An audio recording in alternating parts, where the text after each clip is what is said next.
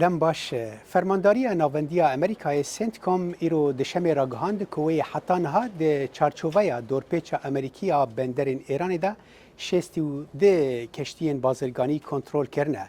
سنتکم ده بیجه جبلی وان شستو ده کشتیان و چار کشتین دنجی به چالاکی هشتنه داکو نچاری پیگیریا دورپیچه بن. او ده بیجه که هزن وان جهر آلیو تکزیه لسر پابندبونا به سرکفتنا دورپیچا بندرین ایران دکن.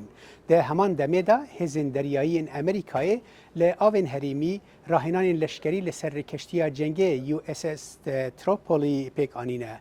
چالاکی سنتکم ده دمکه ده دبن که سروک دونالد ترامپ بر سوار رژیم ایران بو پیشنیارین امریکا ین ریکفتنه که رد کرو گوت که شر به ایران را به تواهی بداوی نبویه.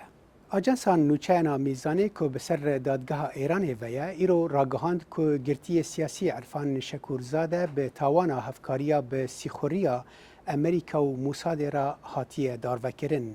لگور ادعای میزان شکورزاده به زانبون و داخواز خواه پیوندی به موساد و CIA را کریه داکو زانیاری زانستی ایران بفروشوان.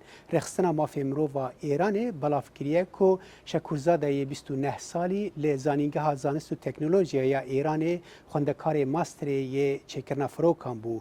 راپورت نشان بویه که ددن که شکورزاده ده سال 2025 ده جعالی استخبارات سپایا پاسداران و به تاوانا هفکاریا به ولات دجمن را هاتبو گرتن او نزیکی نه مهان ده گرتیگه که تاکه کسی دا مابو و لور به دار زوره داخوانی جه هاتن ورگرتن.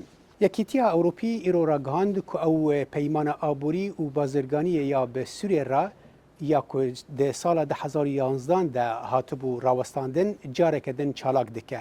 و ده سال 2011 و 2012 ده جبر کریان رژیم بشار اسد قدخین آبوری دانیبون سر سوریه و ده انجام ده هناردکرنا پترول زیر و جوهر سوریه بو اروپای هاتبون راوستاندن.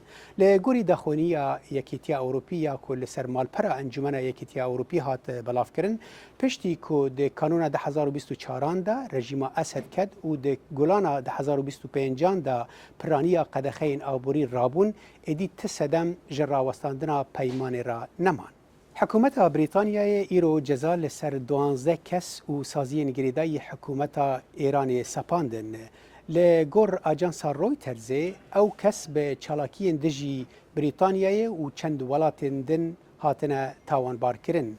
دخویانی که فرمیا حکومت بریتانیا گوت که چالاکی وان کس و آلیان پلان کرنا ایریشو دابین کرنا خدمت دارایی جبو کومن که دخوازن سقامگیری بریتانیا و ولات دن تک ببن و دحوینن. جزاین حکومت بریتانی ده جمعدادنا مال و ملکن وان و قدخه کرنا ریویتیا وان بو بریتانیا بن.